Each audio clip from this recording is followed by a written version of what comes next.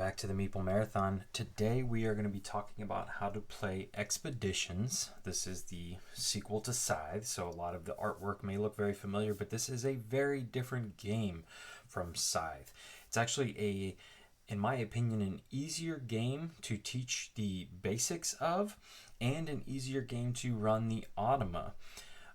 However, the strategies and the decisions can be crunchier than in Scythe. So let's get right to it. You are always going to mix up the 3 levels of tiles. So you have your, I call them starter tiles, but I think they're actually supposed to stand for southern tiles. So you mix these up and place these face up. And then your central tiles, mix them up face down, place them face down. And your northern tiles, mix them up and place them face down. You're then also going to place a map token on top of each one of the face down ones. For right now, every game is going to be in this configuration because it needs to be able to create these regions where the cards can go. So these empty regions, your mechs are never going to go here, but a lot of times you need to be adjacent to this open area. So for example, in times you might only be able to interact with this card if you're in one of these 6 areas. When you're setting up for the Automa, the only thing you really need to get out for, other than the Automa specific stuff, which is over here, and we'll talk about how all this comes into play, is just getting 2 mechs. It doesn't matter, any 2 mechs that are not being used. One is going to always travel here along the central ones, and it's always going to move right to left. So it's going to start on the right side, it's just going to travel across here, and then it's going to magically teleport back over to here. And then the northern mech, whichever one you choose, is always going to stay up here in these purple northern regions. It also is always going to move left to right. So these guys always move in opposite directions and always just hop back to their beginning if they get to the end. For you as a player, you can either do it randomly or choose your specific mech. Now this does make a difference because each mech has a special ability here, which makes them slightly different than every other mech. So I have chosen the Lumberjack here. His ability allows me to, whenever I take the Vanquish action, which is reducing corruption, we'll talk about all that, I get to reduce the number that's on the Vanquish tiles by 1 for each color. So if I come across ones that are like a orange and then a green, I can reduce each of those. The color does not matter so much. Some people think that the color is color-coded with your starting character and companion here. They're not really. They come pretty close, but you can be any color you want. And then you would choose a character and a companion. These are your only 2 starting cards, and they are paired together. So, and a lot of these you'll notice from, at least the symbols and whatnot are from Scythe. So, other than that, you'll need 4 stars in your color. You will need 1 cube in your color, and that's it. There's also going to be a bunch of, there's one more thing we need here. You're going to need a power and guile marker that are going to start on 0. There's a whole bunch of worker meeples here in various colors. You don't need any of those. And some additional map tiles. You don't need any of those. Your corruption tokens, which are the orange and green tokens, they're going to be just mixed into this bag. Keep the 21 off to the side, and then your deck of cards. And we're ready to go. So first I'm going to talk about how you go about taking your turn as a human player. I'm going to go over the basics. I'm going to go over a few of the symbols, but not all of them. Like I said, this game, the basics of this game are quite simple. It's the memorizing all of the various symbols that you're going to see on the boards. I don't recommend even trying to do that. Just keep your reference card handy. I'll cover some of the important ones. But let's come over here to our mech board and take a look at what we've got right here. So you'll notice that you always start with your cube on the refresh token. Once on your very first turn, you're going to move your cube over to here. You always have to move your cube. Just like inside, you always had to move your marker from one action to another unless you had a special ability. So you're always going to move here, and then whenever time your cube is here in this box, you get to do all 3 actions. So you can move, you can play, and you can gather. We'll talk about all those here in a second. Once you have taken your turn here, your next turn you have to move up into one of these 3 spots. Now, unlike Scythe, where you placed your marker on the action you were taking, this one, whichever one you cover up, you do the other 2. So here in this instance, we would stay put on the tile, but we would play a card and we would gather on that tile. If we had it like here, we would move, and we have to move. We cannot stay put, and we cannot move and come back to our same location, and then you would gather. But the actions can be taken in whatever order you choose. So you could gather first at the tile you're at and then move to another one. This is often recommended, especially when you're beginning, before you go out adventuring into these new tiles, because once you make your way onto a undiscovered tile, first of all, your movement stops. You're going to flip it over. You may not want the gather, whatever is on that tile. You may have preferred gathering from where you left.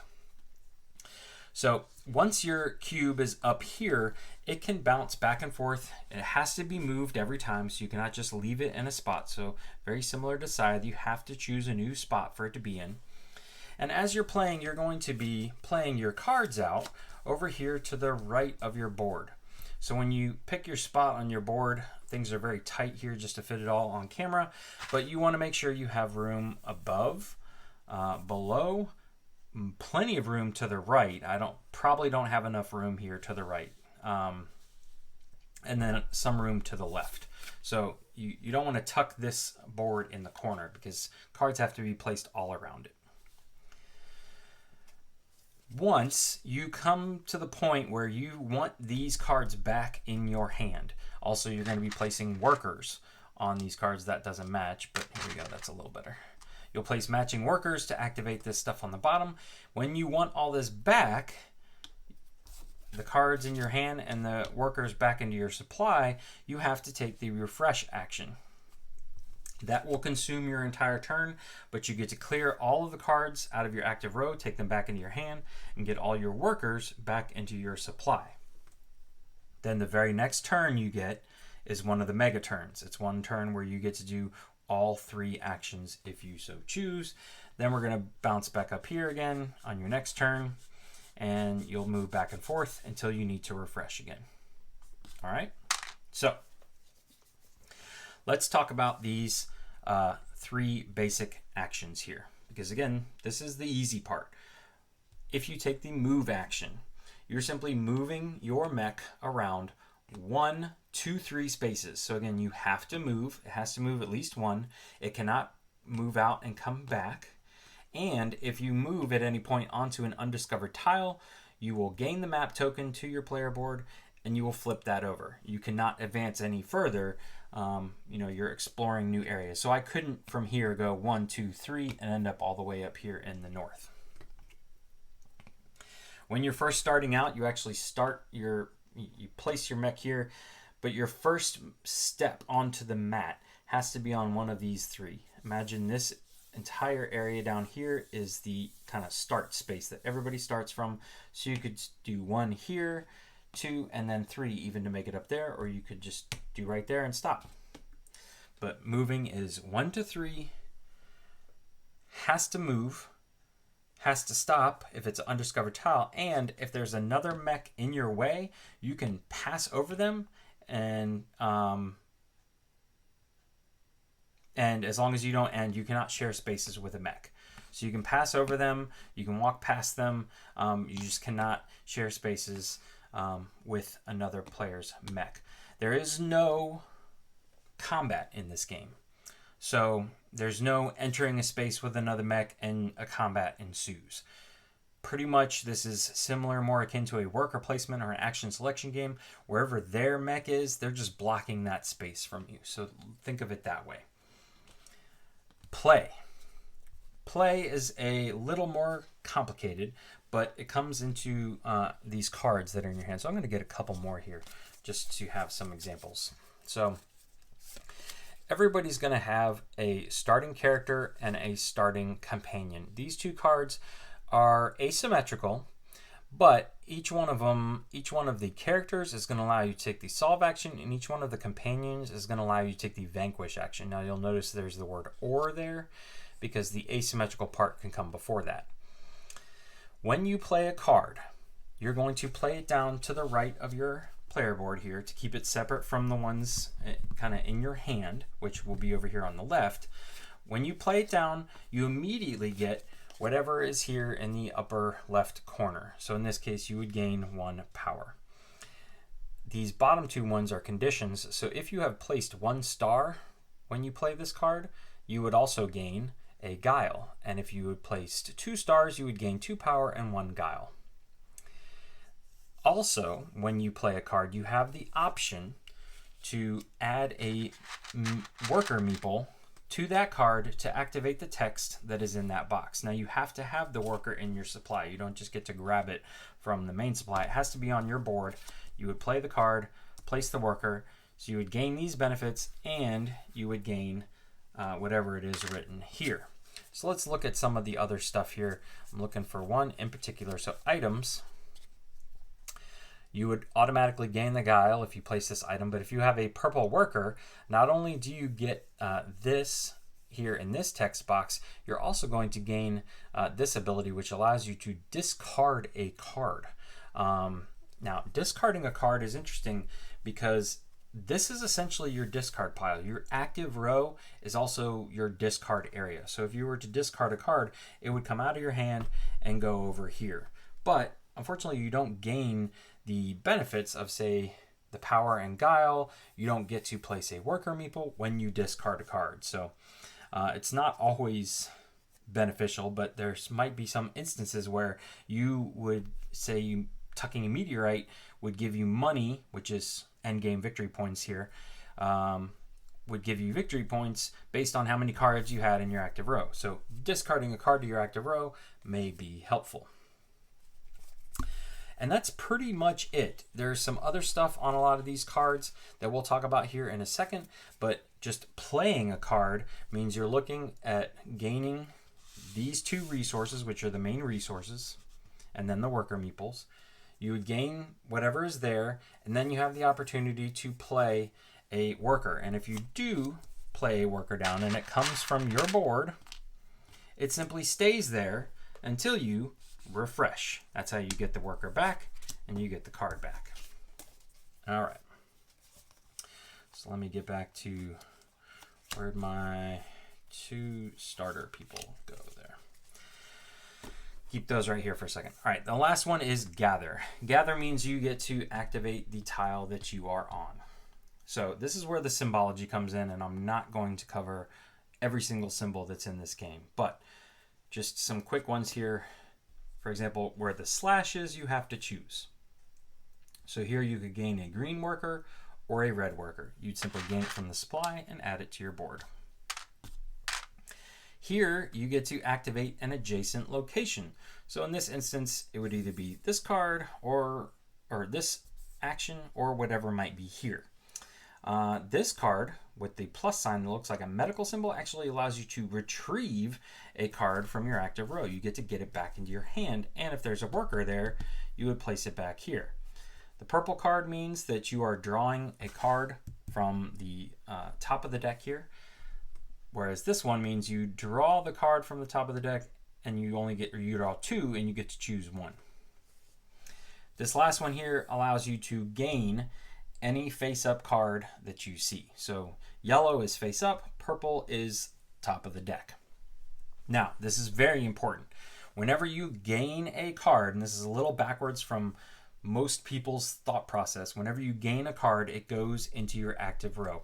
Think of this like a deck builder, that when you buy a card in a deck builder, it goes into your discard pile, and until you've made your way through the deck and you pick up your discard pile and shuffle it, you're not going to see it again. This is similar. Think of it like a deck builder, that when you gain a card, if I were to gain this card, it would go over to here. It would not go into my hand.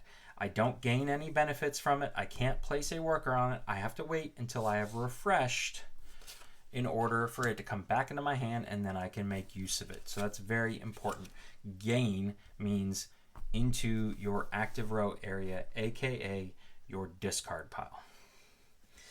The rest of these locations all have various different actions on them for when you gather. But let's flip over just one of these so I can show you something very important here.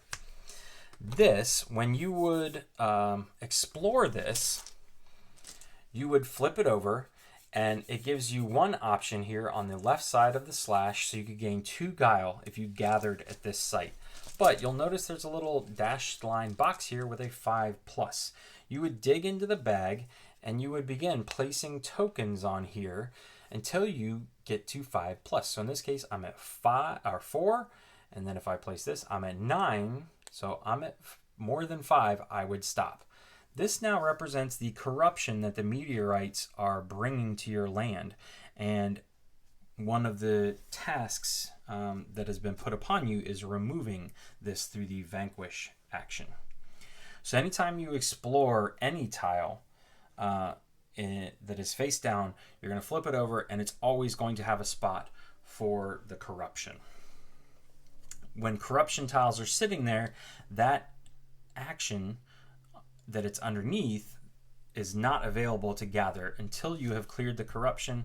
Once the corruption is off, it stays off, then you could make the choice. All right.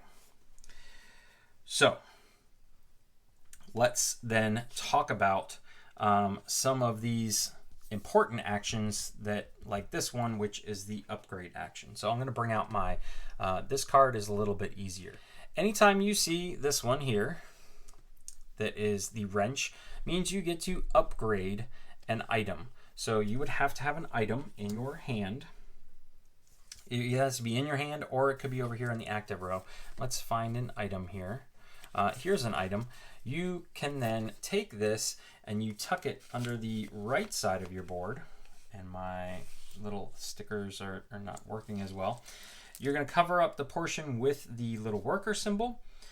It also covers up that little tiny part above the worker symbol, but now this benefit right here is always active. You don't have to place a worker on it. You can no longer play this card or gain this card back to your hand. This is sitting here, but it's working towards your 4, which is one of the times you can place a star down. And remember, this is just like Scythe. First person to get 4 stars down begins the end game trigger. Let's look at another action here, the meld action. So if I came across the purple up arrow in these box, I could take a meteorite and meld it, which would be here. In this instance, we're going to take the card, we're going to turn it sideways, tuck it under the bottom of our board. When you tuck it under the bottom of the board, it's going to almost always give you a chance to earn some money, aka victory points. In this instance, it would be gain $1 per green card you control. The color card is represented by the worker meeple. So this is a green card. Trying to find a green card that might not be so. Like for example, this is a red card. This is not a blue card. It looks very blue, but this is a red card. All right. So if I had max 3, so if I had 4 green cards under my control, I still could only get $3. But say I meld this one, and then down the road, I come across, or I come back to that location and I meld another one, I get to gain whatever this one is. It says per orange corruption you have, and I get to activate everything above it. So again, I would get to activate anything green cards I control. It is important to note that control is either your cards here to the left of your board in your hand, or cards to your right in your active row / discard pile. You no longer control cards that you have tucked under your player board. So that's another important aspect to remember. Where'd my card go? The last one here is boast. So this is going to be a symbol of a star. So again, you would see it underneath the vanquish action. It's going to look like one of the classic victory point stars in Scythe. In Scythe, whenever you met the requirement to place a star, you could automatically place it on your turn. You were good to go. In this game, if you meet the requirement, you still have to go to a location with the boast action, and then you can place a star as the boast action. You have to meet the requirement, and then you place the star. And similar to Scythe, once you've placed a star, if your resources or you give up an item or you lose cards, something like that, you still keep the star there. And the first person to place all 4 stars triggers the end game. Doesn't necessarily win, but triggers the end game. The last 2 are not really symbols you're going to see on the player boards. One is solve, and that's going to be where the hearts come in, because that's going to be on quest cards. So here you'll see, here is a quest card. The trick with quest cards is that you have to be on the matching location. So in this case, it would be location 19. That's going to be way up here in the purple, I can tell you that. Once you are on quest 19 and you have a card that tells you you can solve, so in this case, if you played Matthew with a green worker, you can solve a quest. You would take this out of your control, so either in your hand or over here, and then you have to play 3 power, and once you do, this is the benefit you're going to gain. So all of this you gain if you play the card, and you can keep playing it and gaining these 2 benefits here, assuming you play a green worker. When you quest, you gain what's here at the bottom, which in this case would gain a card back from your active row and a coin. After you have quested and gotten your reward, you're going to tuck this one right here, just so that you can see the heart.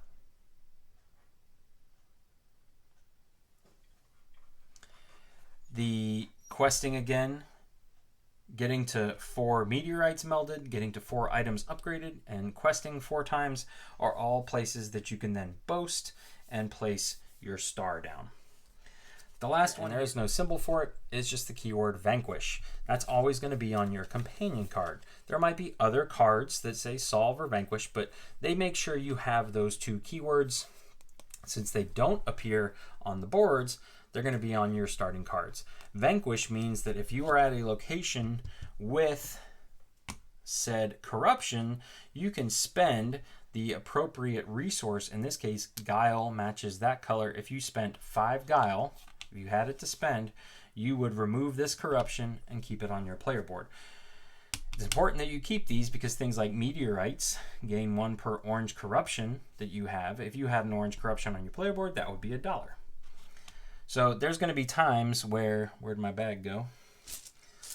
Where there's going to be multiple colors. So it may look like this. I just dropped one. In this case, you would spend 5 power, and if you had it, if you had 4 guile and spent both, you could actually remove both. Okay, at this point now, this action is immediately available. So if you played Caesar first, vanquished that, and then took the gather action second, you could then upgrade an item. All right, and remember, all of these go on your player board. So I'm actually going to put these back to the bag. That is the vanquish action. Once corruption is taken off the location tiles, they don't go back on. So don't worry about that. Vanquished tiles, once you reach 7, you can boast and put a star here. So let's just quickly go over these. This is 4 quests completed, 4 meteorites melted, 4 items upgrade. If you are the one lone person who has claimed the 20 corruption tile, which means you have to have both of these maxed out, 10 of each. So boom, and they all go down to 0, and there's only one location, it's location 20, that this is going to be at. So it's kind of a race. If you are the one person, you can claim that one. 7 corruption tiles either way. 8 cards in your control, so that means not tucked under your board. And this one is either 7 meeples you have or 5 map tokens. Whichever one you put here first and boast for, the other one is no longer available because you can only have 1 star in each column, but multiple people can have their stars in each of the columns. And that's it. That is Expeditions, the basics. Again, there's a whole slew of symbols you're going to see on the tiles. Some other important ones here is the recycle symbol allows you to refresh without taking the refresh action.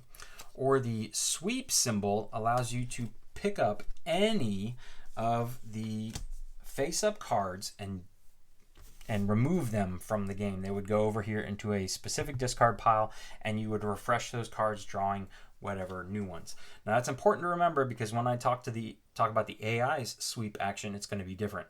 When you sweep as a human player, you can choose any face-up card. And that's pretty much the important ones. At the end of the game then, once somebody has triggered it and everybody's gotten their final turn, you're going to gain victory points for any amount of money you still have. Everything basically gets converted into money. So depending on the amount of quests you've completed, the amount of stars that you've then placed down earn you a specific number of coins. This is the items that you've upgraded, because each one has a specific value. So you would count those up, and then you get 2 coins for each corruption tile you have on your player board.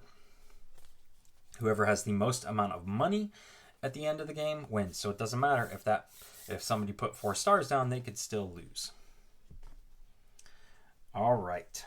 So that, again, is how you play as a human player. And that goes for multiplayer games and solo games. You take your turns exactly the same in a solo game. Let's talk about the solo mode, though, because these guys are even easier. I always felt like the AI in Scythe was a little complicated. It did a great job of simulating another player, but it took some time to wrap your head around it. This one, however, is dirt simple. The first thing you're going to do is get this Automa Glory card out, and it actually has spots for 8 glory instead of 4. So you just need to pick 2 colors that are not being used and cover them up. So here you can see there's the 8th one. Then you're going to select a difficulty level. So in this case, we're selecting level 2. All right, this simply is a timer and shows you how quickly they're going to get out their 8 glory. Every time you advance their little token onto one of these glory stars, you will put one just over here on the base camp. It doesn't matter where it goes over here. They just simply get to put it on the base camp.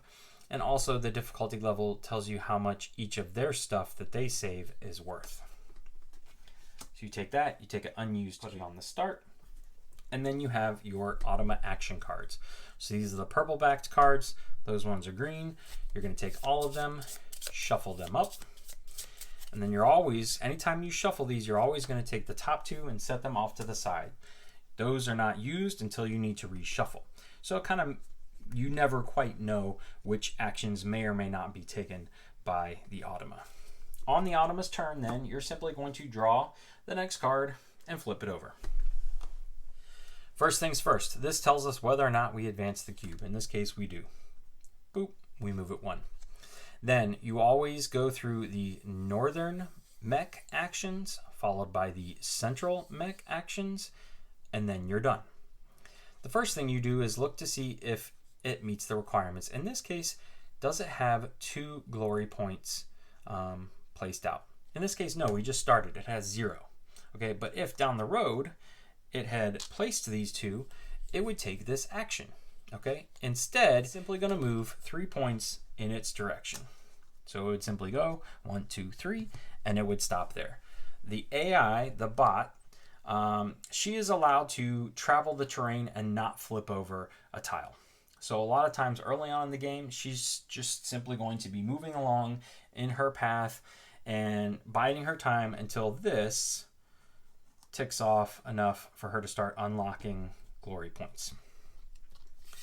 In this case here, you would see it's the same thing, and this one would move 1. So if you have already gotten here and opened this one up, it's going to skip over you, not counting your space, and it's going to do its 1 to right here. Or if this was a 2, it would go 1, 2. So it always skips over you, and it doesn't count your space. But let's just assume that some more of these are, or we have unlocked some of this. And I need some of this back as an example.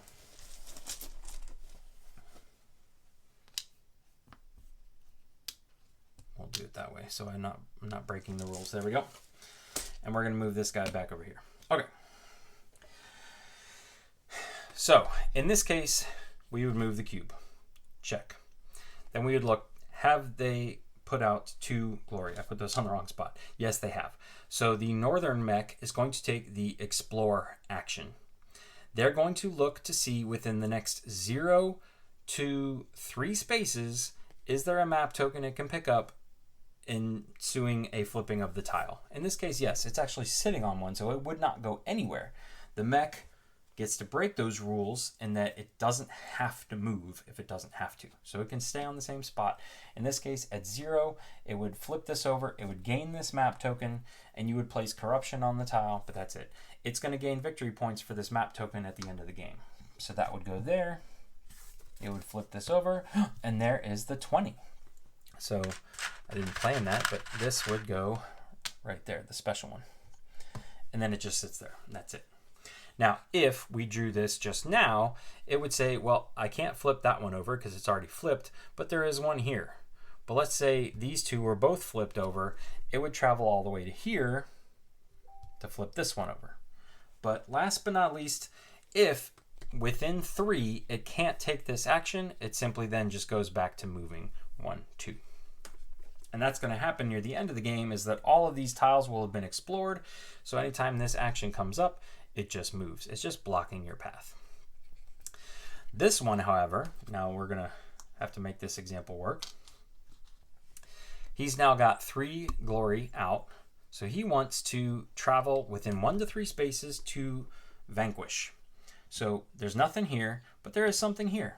So he will travel here, he will stop, and then you're going to look to the multiplier. In this case, it's just ×1, which means he takes the top tile, places it over here. It doesn't matter what the value is. They don't work in power and guile. It doesn't matter the color and endgame points. It's only going to matter the number of these tiles that it has. So it simply removes those. Sometimes there might be a 2 here, so it would remove both of them or 2 of them. Sometimes there's 3. If there is not, if all of the corruption has been removed from a specific tile, it skips over that one. It doesn't count that one as an option. And then last but not least, the only other action you're going to see is this one. There's one card for where the northern mech is told to find the 20. So when this comes up, it has to have 6 glory already out, and that 20 token has to be within 3 spaces of it. If it does, it will move there and claim it. Last but not least is the sweep action, which you can see here, or you can see here. This is specific to the mech that the sweep symbol is next to. So in this case, it would only be the northern mech. And before you move it, you would take all adjacent cards to it and sweep them. So in this case, I would put this over here and draw a new one. Sweep symbol for you, you can choose any face-up card. Sweep symbol for the AI, you automatically remove any cards adjacent to the mech. So if the mech was right here, it would be these 2. And it's only the mech that the sweep symbol is on that action line. That's it.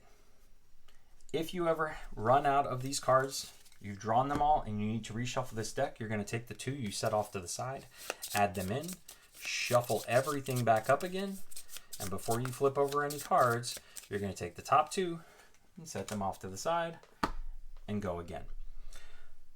The AI only worries about kind of blocking your spaces, blocking spaces from you so that you can't go there that turn. But then they only work in the amount of stars they've put out, the amount of map tokens they've collected, and the amount of corruption that they have vanquished. That's it. So they're going to count up there. All of that's going to get converted into money. All of your stuff is going to get converted into money. And that's how you compare scores at the end of the game. So that's it. It is that simple. It's flip it over, check to see if they have the glory enough to do the action. If not, you're just moving them. This guy always moves this way. This guy always moves that way. That's it. So simple. It's a little ridiculous. But what it does is creates a timer for you, it creates a score you have to beat, and it blocks you from certain locations. It steals away map tokens from you if you're too slow. It steals away vanquish tokens from you if you're too slow. So it does everything that another human player could do. It removes cards from the board. So it does everything that any other player would do. There's no human or no player-to-player interaction in this game, except for someone blocking you out of a space. That's it. Again, there's no battles, there's no combat, there's nothing like that. So that is how you play Expeditions. If you have any questions, please feel free to let me know in the comment section below. I'll do my best to answer them. Up next, I'm going to give you all my thoughts on whether or not, if you own Scythe, should you own Expeditions, or if you own neither, which one should you go out looking to buy if you want to jump into the Scythe universe. So that's coming up next. If you are interested in a solo playthrough of the game, please let me know. I'll be happy to record myself going through one, but only on your request. Otherwise, once again, thanks for watching. Have a great day.